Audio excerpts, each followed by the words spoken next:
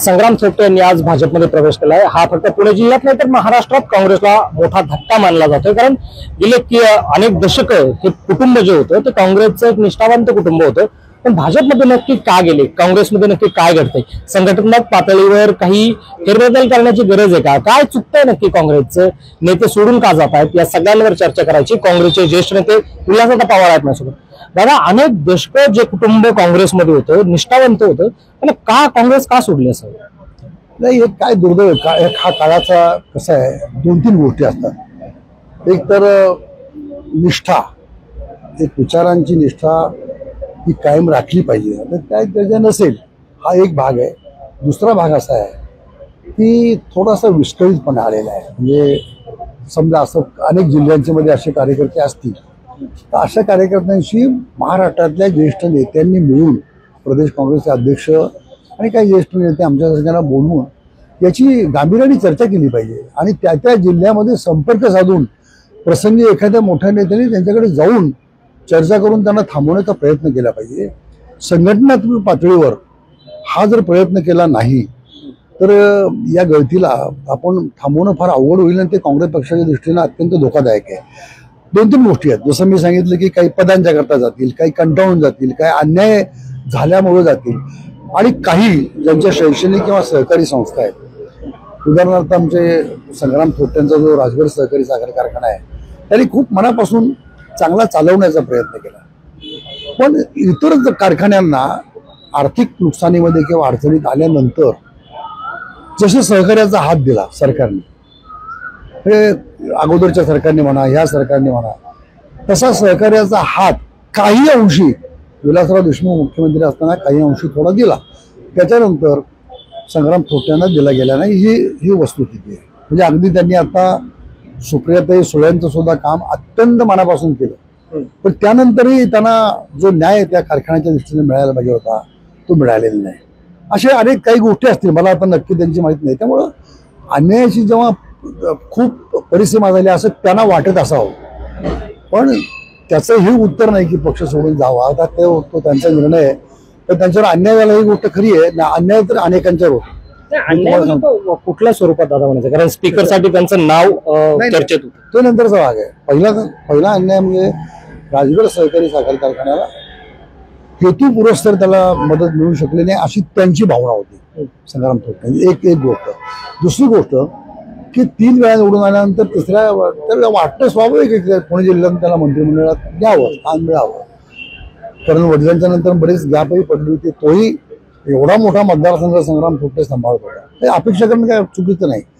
आणि स्पीकर पदाच्या वेळी काय झालं ते त्यावेळी त्यांचं नाव आलं असतं आणि झालंय असतं निर्णय, परंतु मुळात काय झालं की कोश्यारी ज्यावेळी राज्यपाल होते, ही वास्तव आहे की अक्षरशः नियमांचं, परंपरांचं, घटनेचं उल्लंघन करून त्याच्याबद्दल रिमार्क मारलेले आहेत मुख्य न्यायाधीश सुप्रीम कोर्ट, त्यांनी निवडणूकच लागू दिली नाही।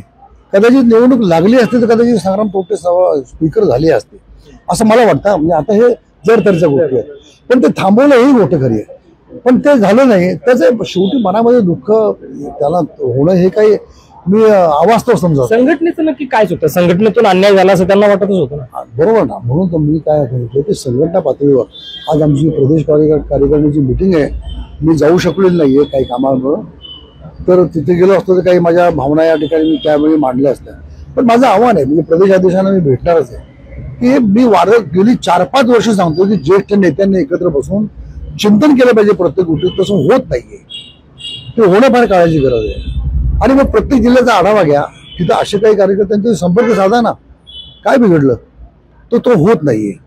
पण मला असं वाटतं की हर्षवर्धन सप्रायांसारखा एक विचारवंत, म्हणजे काँग्रेस विचारांच्यावर निष्ठा असणारा, गांधी विरमांच्या विचारांचा आणि परिश्रम घेणारा कार्यकर्ता आहे, ज्याला ग्रामपंचायत, जिल्हा परिषद, आमदार आणि संघटनेचे पदा म्हणून असे अनुभव आहे, त्यांनी यात लक्ष घालावं प्रदेश अध्यक्षांनी।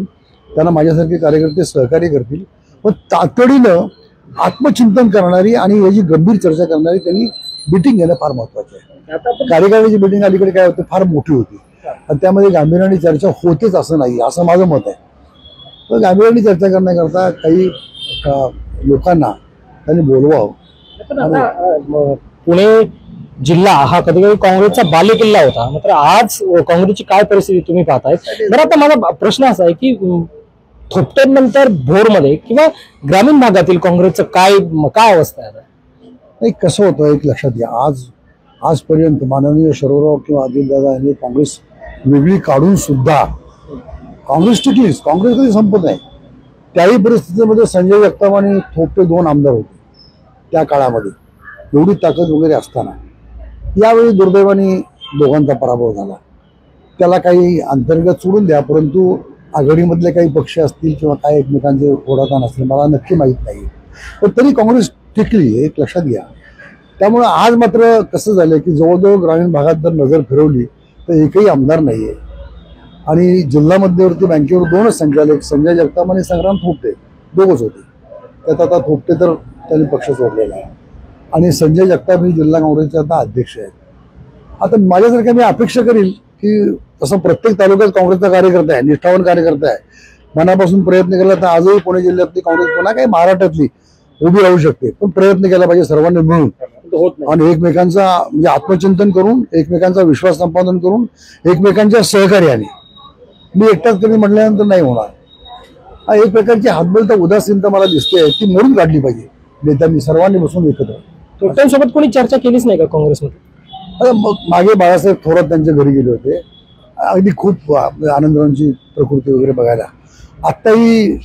आता प्रदेश काँग्रेसचे अध्यक्ष माननीय हर्षवर्धन सपकाळ हे भेटायला जाणार होते आणि माझी माहिती अशी आहे की त्यांनी विचारलं होतं की मी भेटायला येतो. पण त्यावेळी असं म्हणतात, मी खात्री नाही, पण संग्राम थोपट्यांनी सांगितलं की वडिलांची प्रकृती बरी नाही, मी त्यांना दवाखान्यात तुम्हाला जायचंय, तर यावेळी तुम्ही येऊ नका. आता मागच्या महिन्यात असं मला ऐकायला मिळालं. म्हणजे याचा अर्थ हर्षवर्धन सपकाळ यांनी प्रदेशाध्यक्षांनी प्रयत्न केलेला आहे त्याला भेटण्याचा. असा प्रयत्न झाला पाहिजे. पण अजूनही जिल्ह्यामध्ये वेळ गेलेली नाही.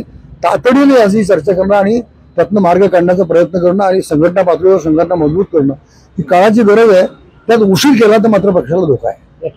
हा तुम्ही स्थानिक किंवा राज्याच्या पातळीवर नेत्यांनी काय करायला सांगितलं, मात्र राष्ट्रीय स्तरावरून काही नेते येतात, निरीक्षक म्हणून येतात, काहींकडे जबाबदारी असते पक्षांची. मी तुम्हाला सांगू का, काही निरीक्षक सारखे वारंवार निरीक्षक कुठले तरी पाठवणं आणि त्यांनी नेमकं काय केलं त्याच्या अहवालावर त्याचं काही करणं असं होतंय की नाही बघितलं पाहिजे. तुम्हाला गमत सांगतो, G.K. मुपनार हे फार पूर्वी म्हणजे वसंतदादा वगैरे नाही असताना 12 वर्ष महाराष्ट्राचे पदाधिकारी होते प्रदेश काँग्रेसचे. उत्तम काम करायचे, अतिशय प्रभावी काम करायचे. त्याच्यानंतर प्रोफेसर सत्यनारायण राव, त्यानंतर राजस्थानचे नवल किशोर शर्मा, मी कितीतरी तुम्हाला नावं घेऊन म्हणजे आपले मोतीलाल होरा, माधवराव जगताप, आपले माधवराव शिंदे वगैरे वगैरे असे अनेक माणसं, म्हणजे मी तुम्हाला ही नावं दाखवली. यांनी खूप प्रमाणे म्हणून चांगलं काम केलं आणि मोजकच असायचे. सगळे निरीक्षक आले. तर काही लोकांनी आता मध्यंतरी छत्तीसगडचे माजी उपमुख्यमंत्री काय मला वाटतं सिंगदेव काहीतरी येऊन गेले आणि काजी नावाचे उत्तराखंडमधले आमदार येऊन गेले. त्यांनी अतिशय उत्तम मनापासून प्रयत्न केला. पण असे प्रयत्न करणारे फार थोडे आहेत.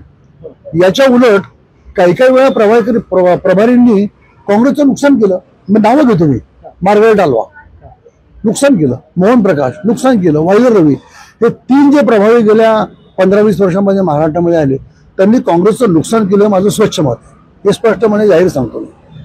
त्याबद्दल मला काही वाटत नाही. प्रभारींचं काम काय की ते त्या राज्यातलं काँग्रेसचं काय वास्तव आहे ते बघणं, त्यात उणं काय आहे, काय मजबूत कशी करता येईल श्रेष्ठींना कळवणं.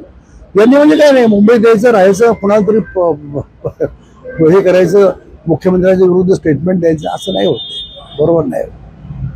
मग आता काँग्रेसनी वेळेत लक्ष देणं गरजेचं आहे. 100% गरजेचं. उल्हासदादा पवार काँग्रेसचे ज्येष्ठ नेते आहेत. काँग्रेसमध्ये जी गळती लागली आहे, जी पक्षाची वाताहत होतीये, त्यासाठी पक्षांच्या नेत्यांनी आता तरी लक्ष घालणं गरजेचं आहे, जेणेकरून ही मरगळ जी आलेली पक्षात ती उभा राहील असं त्यांचं म्हणणं आहे. संग्राम थोपटे एक उदाहरण आहे. यानंतर अशी अनेक मोठी गळती लागू शकते. ती रोखायची असेल तर वेळेच लक्ष घाला, नाहीतर काँग्रेसची वाताहत होईल, त्याला कोणी रोखू शकणार नाही असं उल्हास पवार म्हणाले. Abhijit Darade, Maharashtra time online, Pune.